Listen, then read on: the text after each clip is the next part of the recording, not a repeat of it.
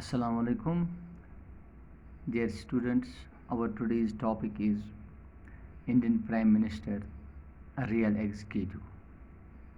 तो यहाँ तक हमने इंडियन प्रेसिडेंट के बारे में या उसकी पोजीशन क्या है उसके बारे में पढ़ा। तो आगे चल के आज हमें इंडियन प्राइम मिनिस्टर जो है, जिसको हम रियल एग्जीक्यूटिव भी कहते हैं, क्योंकि वो एग्जीक्यूटिव में सबसे बढ़िया होता है, तो उसके बारे में थोड़ा सा आपको बताते चलें। तो ये जो हमारा ये टॉपिक है, this is actually nominal versus real executive.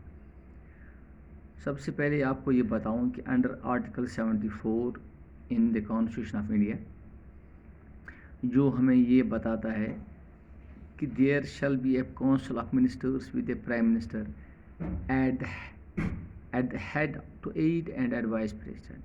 यानी कि पूरी तरह से वाजिया है कि काउंसिल ऑफ मिनिस्टर्स के साथ साथ जो उनको लीड करेगा, जिसको कि हम प्राइम मिनिस्टर का के नाम से जानते हैं हम, तो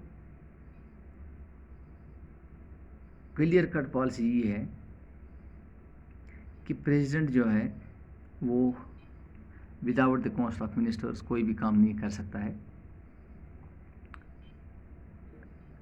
और ये प्रेसिडेंट जो है, जिसको हम नॉमिनल हेड या कॉन्स्टिट्यूशनल हेड भी कहते हैं,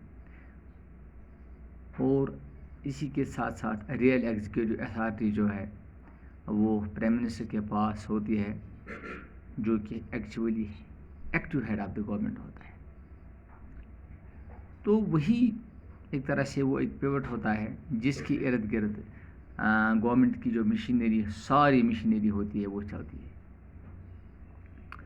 तो चुनाव ख़त्म होने के बाद प्रेसिडेंट ऑफ इंडिया जो होता है, जो कि प्राइम मिनिस्टर को अपॉइंट करता है और उसको मशवरे में लेके, उसकी राय लेके काउंसिल ऑफ मिनिस्टर्स भी वो तरतीब देता है। तो हकीकत में एक तरह से प्रेसिडेंट के पास एक फॉर्मल पावर होता है। एक्चुअली जो लोकसभा में जो इलेक्शन के साथ जिस पार्टी को मेजॉरिटी होती है, वही अपना हेड चुनते हैं और उसी को प्राइम मिनिस्टर बनाते हैं। हालांकि कभी कभार एक फ्रैक्शनल मैंडेट जिसको हम कहते हैं, यानी कि बहुत सारी पार्टी एक ही पार्टी को अक्सर नहीं मिलती है, जैसे कि 1996 में या 2004 में प्रेसिडेंट के पास पावर्स होते हैं, डिस्क्रिशन पावर्स, कि वो प्राइम किस पार्टी को दावत दे। तो लेकिन बाद में उस पार्टी को जिसको दावत दी जाती है, उसको हाउस में अपनी मेजॉरिटी साबित करनी होती है। बाद में वही प्रेसिडेंट ये प्राइम मिनिस्टर बनता है।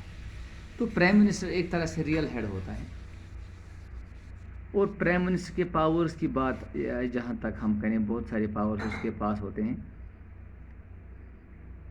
तो प्राइम मिनिस्टर एक तरह से लिंक होता है कैबिनेट और प्रेसिडेंट के दरमियान।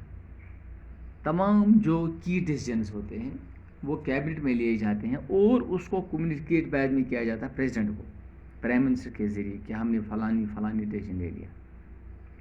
और प्राइम मिनिस्टर की ड्यूटी यही होती है कि वो इस इंफॉर्मेशन को regarding the affairs of union, इसको प्रेसिडेंट को आगाही दे दे। और it is only on the advice of prime minister that the president summons and progress the parliament, dissolves Lok Sabha and appoints or removes high officials। यानी कि अगर किसी को कहीं दफ़ा कोई चेंज करनी होगी या पार्लियामेंट को बुलाना होता है, वो बुलाता तो प्रेसिडेंट ही है, लेकिन प्राइम मिनिस्टर के कहने के बाद ही। हालांकि प्राइम मिनिस्टर कभी कभार कोई डिसीजन कैबिनेट को वापस भी भेज सकता है, रिकन्सिडरेशन जिसको हम कहते हैं, फॉर रिकन्सिडरेशन। लेकिन रिकन्सिडरेशन डिसीजन होता है वो फिर बाद में प्रेसिडेंट दे ही देता है। तो इस तरह से ये साबित हो रहा है कि प्रेसिडेंट जो होता है वो एक्ट करता है on the advice of prime minister या काउंसिल ऑफ मिनिस्टर्स, जिसको कि हेड करता है प्राइम मिनिस्टर। कई कभार हमने ये भी देखे हैं कि कंट्रोवर्सी होती है प्रेसिडेंट और प्राइम मिनिस्टर के रिलेशनशिप जो होती हैं, उनमें कभी कभार ये कंट्रोवर्सी भी होती है। हालांकि अगर हम ये जानने की कोशिश करेंगे कि पार्लियामेंट सिस्टम की जो कन्वेंशन होती है, वहाँ पे प्रेसिडेंट ही कॉन्स्टिट्यूशन हेड होता है और वो एक्ट करता है काउंसिल ऑफ मिनिस्टर्स के कहने पर, जो कि जिसकी काउंसिल ऑफ मिनिस्टर्स का जो हेड होता है वो प्राइम मिनिस्टर होता है, उनके कहने के मुताबिक। और कहीं कभार डाउट्स भी होते हैं बाय कॉन्स्टिट्यूशन एक्सपर्ट्स कि कंट्रोवर्शियल रिलेशनशिप जो दोनों ऑप्शंस के दरमियान होती है। Under article 78 of the constitution, वहाँ पे duty of the prime minister क्या है? To communicate to president all decisions of the Council of Ministers relating to administration of union and proposal for legislation। तो इस तरह से इस आर्टिकल के मुताबिक प्राइम मिनिस्टर एक तरह से लिंक होता है किसके दरमियान? काउंसिल ऑफ मिनिस्टर्स और प्राइम मिनिस्टर के दरमियान। ये एक तरह से लिंक के तौर पे काम करता है।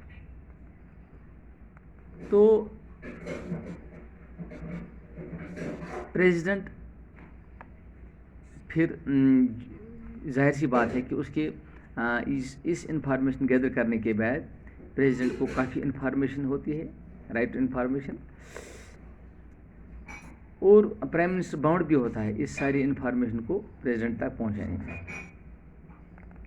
ये भी मैंने आपको कहा कि president can send the decision back to government.